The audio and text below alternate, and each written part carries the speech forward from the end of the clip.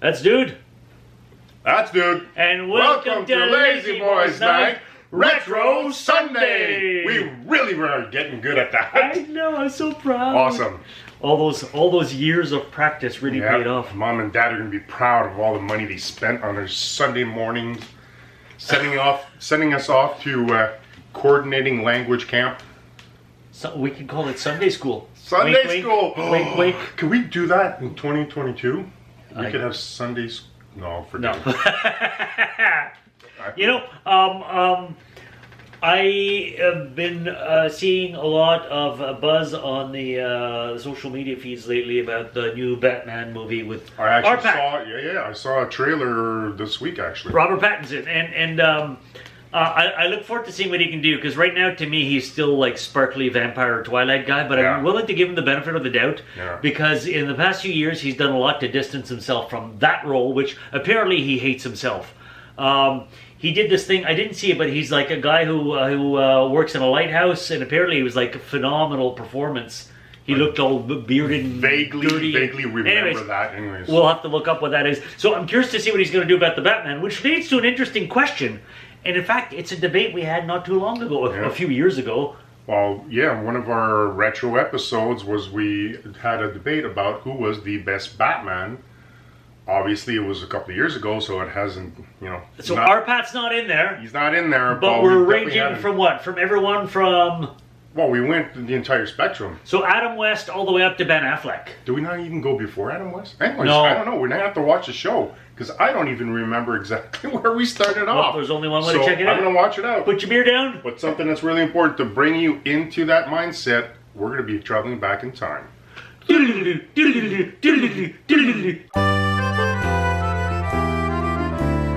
It's just two guys talking.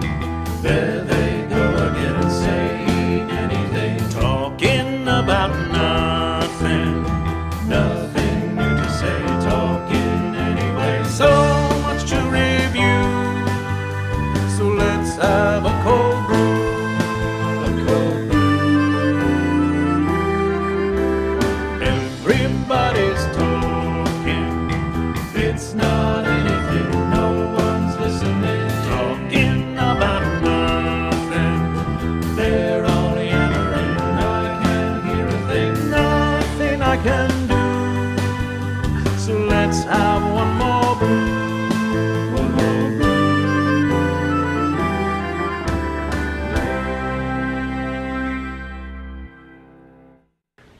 Okay, so before we get to the question from the crappy bowl of mystery, it looks like blood. Usually, we always start off an episode by having a nice swig. Mine bigger than his. I like to taste. He's overcompensating for something. Yes, I have small ears. I'm sorry. But we couldn't take a swig of this without sharing with you our first actual taste of it. This is the Dominion City Blackcurrant Ice Cream Stout. Made in Ottawa, Ontario, Canada. It sounds freaking weird. Made up what? What is it? It's a blackcurrant ice cream currant? stout. It's a kind of little berry, blackcurrants. You've never had blackcurrants? You'd have to show me. It's a little berry type fruit.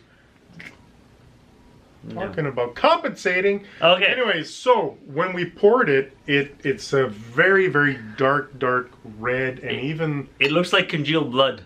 Not congealed, it just looks like blood. I'm gonna shut up now and just have a swig. I'm waiting. Look at... It's a dessert beer. Is it? It's kind of sweet. It's a stout. It's a heavier beer, but it's got a sweet...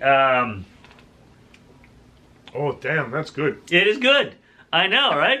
All right, so now that pleasant surprise is out of the way, It just surprised the hell out of me. let's get to the crappy bowl of mystery. And it's red. Red, And it was just odd. beer. Okay, As you know, we have a different beer for every show, and this was one of the weird ones. there you go. So, yeah. Okay, whoa. Where'd you get that from? From the crappy bowl of mystery. The Crappy Bowl of Mystery. The crappy bowl of mystery. And we're sticking with that name until we actually get one that we really, really like. And there you that is on you. So, who was the best Batman? Okay, first of all, let's rule out all the animated feature voices. Oh, yeah. There's been too many. I don't- So yeah. who do we have? We've got Adam West, the classic 60s Batman. We got Michael Keaton, 89 reboot. Who brought it back. We brought it back. We got Val Kilmer, who followed Michael Keaton. Yeah. We got George Clooney, who followed Val Kilmer. Then we've got Christian Bale, who did the Chris Nolan trilogy. Yeah. And now we've got Ben Affleck, the Batfleck. Okay, so apparently Maybe you like... biased. All right, so who do you think was the best? Ben Affleck. I don't know.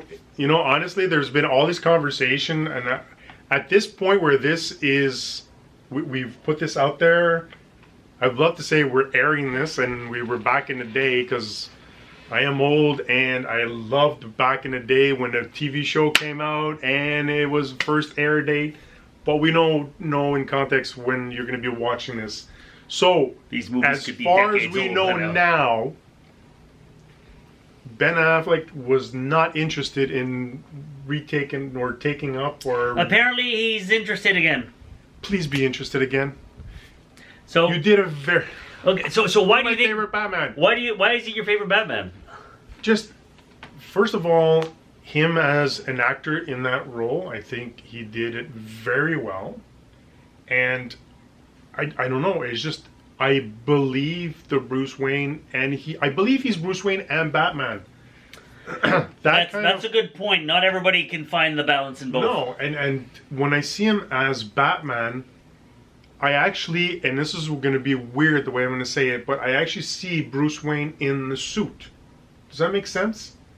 In the other ones, they made it so completely two different characters. He's like a Clark Kent Superman. You couldn't believe Clark Kent could be Superman. Yeah, but now every time he's played the role, which is what, twice now, eh? It's just twice. Well, he had a brief cameo in Suicide Squad, but you didn't see him as Bruce Wayne, so it didn't really count. So, but in those roles, you see him as Bruce Wayne. I believe that character. I'm fully invested. Yeah, but Bruce Wayne should be a secret identity with Batman. He should be Yeah, different. no, I'm not saying that he's not secret in that sense. What I'm saying is that when I'm watching him on screen, it's not a separate entity. Yeah, I know it's Bruce Wayne taking on that persona to do what he has to do, but all the other characters all the other actors who have played that character have always tried to split both of them. And I find that you've found that perfect merge of Bruce Wayne and Batman, and I believe both of them. Okay. Which I didn't have with any other actor. Okay, I see your point. I'd like to So review do we them want all. to talk about the other ones now? I want to talk about the other ones and then go I point can by talk point. about the other ones. Let's talk about Adam West. Adam West, okay. It was campy. It was supposed to be campy. That was the premise. That was the idea. You can't go, well, he was a weird, cheesy Batman. He was supposed to be. Yeah. It was fun. It was the 60s. Yeah, it was the 60s. It was fun. campy. And come on, he gave us the Bat-2C. You remember? It was no other Batman danced. Look this it was up. great. It was the It's an Bat-2C. actual thing. It is, in case It's you an don't know what actual it thing. is. It was cheese. He brought it the cheese charm it needed. However, looking at him in the gray spandex with the blue, if that showed up, supposed to strike terror in the hearts of criminal elements, I'd be like, dude, you're a guy in silly tights. Here's the thing, is that was a kids' TV show. I know. And now adults back in the day, which I doubt, because there were geeks, but they were deep closeted geeks, yeah. You could not be Comic-Con exposed. You were a deep geek. But the idea was to have a fun show for kids in this serial type movie and bring it back to Yeah, because you TV. always had the cliffhanger ending. So kids were invested, man. The amount of merch that was out there regarding It's huge. Batman was insane. So I will give him props for, I think, to be honest, being the most willing. No, well, I was going to say most willing to go along with whatever Batman. Oh yeah, he was fully invested. He was fully there. invested, no matter how ridiculous the part, Yeah. or the costume, or the dialogue, or the action They had a sequences. movie. Because all they really did was they jumped around and shoved each other. It wasn't even choreographed martial arts cool combat. It was just, I'm in suit, I'm going to push you, and you're defeated. And the Bat Shark repellent. Can you edit this in? We'll see what we can do. We'll see what we can do. All right. All right. So, you know what I mean? The big pow. Adam West, bam, I'm going to give him most willing to commit to the part. Sure. Okay. I'm good with that. Then we had the Tim Burton movies, 89 and I believe 92. You had Batman, and then you had Batman Returns, which was starring Michael Keaton as the role. He brought the Dark Knight back, because before then Batman was cheesy. This is all I remember. Yeah, he couldn't. The suit wouldn't allow him to move his head, so he had to turn the whole body to look around. But he brought a dark Batman again, because Batman is supposed to be dark and edgy. Yeah. I think which it was most fairly people well didn't done. Realize, because back then people still had Adam West and unless you read the comic book. Unless you and that, I think, you know what? I think that's where it stood out, because it was the first time that they actually took a character and made him gritty, in the sense of the comic book, why Batman became popular once again. Superman was always in the shining beacon. He's always there. So when Chris Reeve took on the role, yeah, he represented Superman at the iconic hero. Yeah. But the Batman that Michael Keaton played was really the first, like, underground comic dark, kind of bringing it to the screen look. He was dark, but it was still a Tim Burton kind of dark, so it was still slightly cartoonish dark. Well, it was cartoonish dark in the same way I don't that think it was Edward gritty. Scissorhands was dark. So I don't think it was gritty, but I do agree it had a darker tone. It was a Tim Burton, slightly super. I don't want to say supernatural, but slightly super weird. Weird. I'm dark. gonna go with weird. I think he did a good job, but I think I agree with you with the Ben Affleck thing with the Bruce Wayne. I don't think Michael Keaton's Bruce Wayne was particularly convincing. No. His Batman worked. His Bruce Wayne was like, eh. After 2, he decided to stop. Val Kilmer came in, and we're just going to say that Val Kilmer played Batman. Can we agree at that? Yeah. There's not much really to say. There's really not much to say about it. You do what you can. You do what you can. Not much was given. Then George Clooney came in because Val didn't want to come back. And by that point, the franchise was no longer Tim Burton. It went to, was it Schumacher? I think so. Joel Schumacher? I'm not sure. Anyways, it became... This is a nosedive, yeah, by the it way. Became if I so, do this, it's a nosedive. You probably know, but nosedive. It became so cartoony campy. It was horrible. You had Arnold Schwarzenegger as Mr. Freeze doing bad ice puns. It was so bad, and I don't blame George Clooney, because you know what? He's a fine actor. He was fantastic in it. But that's the funniest thing. He was given such crappy George, material. Man. I felt bad for horrible. George. And luckily, he's such a good actor. His career survived. Even your nipples did well in the movie. Oh yeah, the Batsuits had nipples built in. Although I think that was a Kilmer thing first. Was it? I don't know. Anyway, so Val started the nipples. The point being is, George Clooney is such a great actor. He was able to survive playing this. Chris O'Donnell, who played Robin, did not. Did you see Chris O'Donnell in anything since? Any other actor, take this as a compliment, George. Any other actor that would have played that role in that movie would have had to say goodbye to acting and start working for a moving company. Oh, yeah. Or something. I'm not playing down on moving companies, by the way. We're just saying when you go from A-lister Hollywood to... and then you have a regular job. Yeah. So... Anything. I'm sorry, because I worked in moving when I was... Anyways, we're not going to start that. So, I actually think George was of the Keaton, Kilmer, George, because those were the same franchise. They just switched the main actor. Yeah. I think George actually had the best Bruce Wayne. Yes, he did. He had more of a presence as Bruce Wayne than the other two did. But unfortunately, the material was so bad...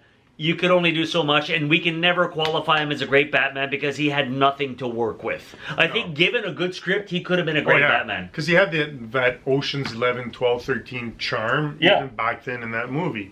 So that came out. Because Bruce Wayne needs the charm. Yeah. Big time. He's got that suave Playboy charm. It worked.